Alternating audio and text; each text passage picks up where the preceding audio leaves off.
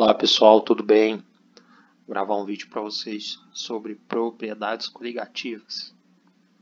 A primeira coisa, que eu exponho aqui para vocês é que a gente precisa diferenciar os líquidos que são moleculares dos sólidos iônicos e dos sólidos moleculares. Os líquidos moleculares e os sólidos moleculares são aqueles que, quando dissolvidos no solvente, eles não vão gerar íons, tá? Aqui nós temos os exemplos dos líquidos moleculares, e dos sólidos moleculares, por exemplo, o açúcar, tá? Que é a sacarose. Os sólidos iônicos a gente vai ter que eles são constituídos por uma rede de cátions e ânions e quando eles sofrerem a dissolução vai liberar íons em solução. Então você vai ter um cátion e um ânion, ou dois cátions e um ânion, e assim posteriormente o efeito coligativo ele vai ser diferente para esse tipo de solução, tá? Bom, a gente vai revisar a fração molar para a gente utilizar isso no próximo conceito que a gente vai falar, tá? Então, fração molar ela é a razão entre o número de mols de um participante dividido pelo número de mols total da solução. Um exemplo para vocês é uma solução formada por 1 mol de etanol dissolvido em 9 mols de água, e eu quero saber qual que é a fração molar do etanol. A resolução é bem simples, então a gente vai ter 1 mol de etanol e 9 mols de água. O número de mols total vai ser 10 mol, que é a soma dos dois. Então a fração molar do etanol vai ser o número de mols do etanol dividido pelo número de mols total. Como o número de mols do etanol é 1 mol, então vai ficar 1 dividido por 10. 1 dividido por 10 é 0,1 e você pode transformar para porcentagem multiplicando por 100. 0,1 vezes 100 é 10%. Então essa é a fração molar do etanol na mistura. Então a gente vai utilizar esse conceito no próximo que a gente vai estudar. Então aqui a gente começa com as propriedades coligativas. Primeira coisa, o que é uma propriedade coligativa? As propriedades coligativas são propriedades atribuídas a um líquido através da adição de um soluto não volátil. Tá? A gente vai estudar 4 propriedades coligativas. A primeira delas é a tonoscopia. A tonoscopia indica a redução da pressão de vapor, tá? E essa redução da pressão de vapor é causada pela adição do soluto não volátil. Vale lembrar para vocês, antes de mais nada, que a propriedade coligativa ela depende diretamente da quantidade de partículas dissolvidas em solução. Tá? Então, não depende da espécie de soluto. O que eu estou querendo dizer para você? Que, por exemplo, a gente tem sacarose e frutose. Se a gente tiver uma quantidade de mols igual dos dois dissolvidos, o efeito coligativo causado vai ser o mesmo no líquido. Tá? Bom, então a gente vai estudar agora a lei de Raoult para a tonoscopia. Então, primeiro, tonoscopia é a redução da pressão de vapor, estudo da redução da pressão de vapor. E a lei de Raoult diz o seguinte, que a pressão de vapor do solvente após a adição do soluto não volátil é igual à pressão inicial do solvente vezes a fração molar do solvente. Eu tenho um exemplo aqui para vocês. Esse exemplo está falando assim, ó, o etileno glicol é um ingrediente comum de anticongelantes de automóveis. Aí ele fala assim, ó, se 651 gramas de etileno glicol são dissolvidos em 1,50 kg de água, qual será a pressão de vapor da água sobre a solução a uma temperatura de 90 graus Celsius? Aí ele fala assim, ó, a pressão de vapor da água pura a essa temperatura é 525,8 mm de mercúrio. Assuma um comportamento ideal para a solução. Bom, eu anoto os dados, 651 gramas de etileno glicol e 1,5 kg de H2O. A massa molar do etileno glicol é 62 gramas por mol e da água é 18 gramas por mol. Então a gente vai calcular o número de mols dos dois. Tá? O número de mols de etileno glicol vai dar 10,5 mol e da água vai dar 83,33 mol. E aí o que eu faço? Eu vou pegar e vou somar esses dois números de mols para dar o número de mols total da solução. Dá 93,83, tá? O número de mols total, então, aqui da solução. Como ele quer a fração molar da água, para a gente substituir lá na lei de Raoult, a gente vai ter, então, 83,33, que é o número de mols da água, dividido pelo número de mols total da solução. Tá? Então, o número de mols número de mols da água dividido pelo número de mols total vai dar 0,888. Tá? Então, essa é a fração molar da água. Bom, aí eu faço pressão da água na mistura vai ser igual a pressão da água pura vezes a fração molar da H2O, que a gente acabou de encontrar. Essa pressão da água pura, o exercício me deu, que é 525,8 milímetros de mercúrio, vezes 0,888 vai dar 466,96 milímetros de mercúrio. Então, consequentemente, a pressão da água na mistura, ou a pressão de vapor da água na mistura, tem esse valor. E costumeiramente tem que ser menor do que a dela pura, tá? De acordo com a nossa lei. Bom, ebulioscopia. A ebulioscopia é o estudo da elevação do ponto de ebulição. Então, quando eleva-se o ponto de ebulição pela adição de soluto não volátil. Um exemplo disso é se você for preparar café, por exemplo, né, você vai lá e coloca a água para ferver. Quando ela estiver fervendo, você adiciona o açúcar. No momento em que você adicionou esse açúcar, a água para de ferver. Por quê? Porque você elevou o ponto de ebulição da mistura em relação ao da água pura, pela adição do açúcar. Tá? Bom, o que acontece? Para você calcular qual foi a elevação na temperatura de ebulição, você vai ter que a variação da temperatura de ebulição é igual à constante ebulioscópica vezes a molaridade do soluto. Tá? Bom, eu tenho um exemplo aqui. O eugenol, ingrediente ativo dos cravinhos da Índia, tem a fórmula C10H12O2. Eu quero saber qual o ponto de ebulição de uma solução obtida pela solubilização de 0,164 gramas desse composto em 10 gramas de benzeno. Então tá. Primeiro, dado, constante ebulioscópica do benzeno, esse B de benzeno aqui. Então, 2,53 Kelvin vezes quilograma por mol. E aí, né, o que eu faço? Eu anoto os dados. Então, a massa de eugenol é 0,164 gramas. Né, a massa molar dele é 164 gramas por mol. Aí eu calculo o número de mols, dá 10 a menos 3 mol de eugenol. A massa de água é 10 gramas, né? Desculpa, de benzeno, né, que é o solvente, é 10 gramas. Então, vou transformar isso aqui em quilogramas para calcular a molaridade. Então, vai dar 10 a menos 2 quilogramas. Perdão. Então, vai ficar 10 a menos 3 mol dividido por 10 a menos 2 quilogramas. Então, vai ficar 10 a menos 1 ou 0,1 mol por quilograma.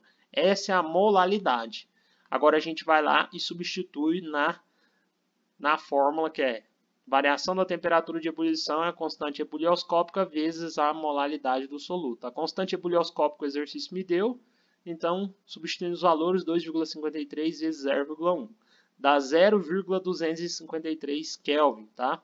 A temperatura de ebulição do benzeno mais o eugenol, então, vai ser 353,453 Kelvin. Bom, o que eu estou falando para você? Por que eu sei que é esse valor? Porque a temperatura de ebulição do benzeno puro é 353,2 Kelvin. Se eu somar esse valor aqui, porque ele falou que está acontecendo uma elevação do ponto de ebulição, então tem que aumentar esse valor aqui, tá? Da variação. Então, soma os dois valores, dá esse valor de baixo. Convertendo para graus Celsius, é só subtrair 273, que você acha o valor em graus Celsius, dá 80,45 graus Celsius. Beleza? Bom, agora a gente passa para a crioscopia. Crioscopia vai ser o estudo do abaixamento do ponto de fusão. Então, a temperatura de fusão ou de solidificação abaixa quando a gente adiciona o soluto não volátil. A variação da temperatura crioscópica vai ser igual a constante crioscópica vezes a molaridade do soluto. Aí eu tenho um exemplo aqui, ó, 2 frascos com água com capacidade de 500 ml cada foram colocados no congelador de um refrigerador doméstico. Em um dissolveu-se 175 gramas do sal de cozinha. Por falha da vedação térmica da porta, a temperatura mínima obtida no congelador é menos 5 graus Celsius. Considerando que a constante do ponto de congelamento da água é 1,86 Kelvin por quilograma por mol, pergunta-se, os líquidos dos 2 frascos irão solidificar? Aí está lá, justifique. Então, a gente vai responder isso agora. Então, a primeira coisa, em só um dos recipientes a gente vai ter a adição do NaCl. Então, o outro recipiente a gente já sabe que vai congelar, porque nesse recipiente onde não teve a adição do NaCl, a gente tem água pura. E a água pura, a temperatura de solidificação dela é 0 graus Celsius. Então, se vai chegar a menos 5, então com certeza vai estar congelado, tá? Bom, agora do outro recipiente, onde ele adicionou 175 gramas de NaCl, a gente precisa fazer os cálculos para ver o que vai acontecer. Então, vamos lá. Primeiro, converte os 500 ml de água para gramas, de acordo com a densidade da água. É muito próxima de 1 grama por ml, então vai ficar 500 ml, ou 0,5 kg. A gente vai ter 175 gramas de NaCl, dividido pela massa molar do NaCl, que é 58,5, a gente vai ter 3 mol. Então, a molaridade vai ser calculada assim, ó, 3 mol dividido por 0,5 kg. Dá 6 mol por quilograma, tá? Então, essa é a molaridade da solução. Bom, aí a gente vai lá e substitui. A variação da temperatura, né, na crioscopia vai ser igual a 1,86 vezes 6, que dá 11,16 Kelvin, tá? A variação. Eu vou multiplicar por 2, por quê? Porque, como eu tinha citado lá anteriormente, o NaCl é um soluto iônico. E os solutos iônicos, eles precisam ser multiplicados pela quantidade de íons que foram formados. Então, foram formados 2 íons, então o efeito coligativo vai ser dobrado. Então, vai ficar 22,32 Kelvin a variação, tá? Então, a temperatura de solidificação da água pura a 0 graus é 0 graus Celsius ou 273 Kelvin. A temperatura de solidificação da mistura vai ser menos 22,32 graus Celsius, tá? Ou se soma 273 a esse valor aqui, ó, tá? Então você vai achar, subtrai, desculpa, vai dar 251, alguma coisa. Então só a água pura irá congelar, tá? Bom, e por último, o último efeito coligativo, que seria a pressão osmótica, que a gente estuda, tá? Primeiro você precisa entender o que é a osmose. A osmose é a passagem espontânea de solvente da solução diluída para a solução concentrada, na tentativa de equilibrar as duas concentrações. Tá? Bom, a pressão necessária para contrabalancear o fenômeno espontâneo da osmose chama-se pressão osmótica. Então, presta atenção. O solvente ele passa da solução diluída para a concentrada. Se eu aplicar uma pressão em cima da solução concentrada, eu vou barrar essa passagem espontânea do solvente. Isso que a gente chama de pressão osmótica. Tá? A pressão osmótica ela é diretamente proporcional à concentração da solução. Então, quanto mais concentrada é uma solução, maior será a sua pressão osmótica. Tá?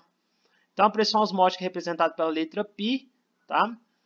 Π representa a pressão osmótica, o M é a concentração em mol por litro, o R é a constante universal dos gases, que tem um valor de 0,082. Quando a gente vai calcular a pressão em atm, volume em litros, número de mols em mol e temperatura em Kelvin, tá? E a temperatura sempre em Kelvin, se soma 273 a temperatura em graus Celsius. Aí eu tenho um exemplo para vocês. A pressão osmótica é um efeito coligativo verificado em vários fenômenos biológicos.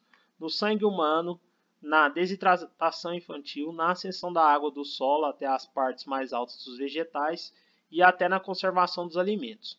Qual é a pressão osmótica a 27 graus Celsius de uma solução aquosa que contém 11 gramas de glicose em 1 litro de solução? Então vamos lá. Bom, ele me deu o dado das massas, do carbono, oxigênio e do hidrogênio e me deu o valor do R.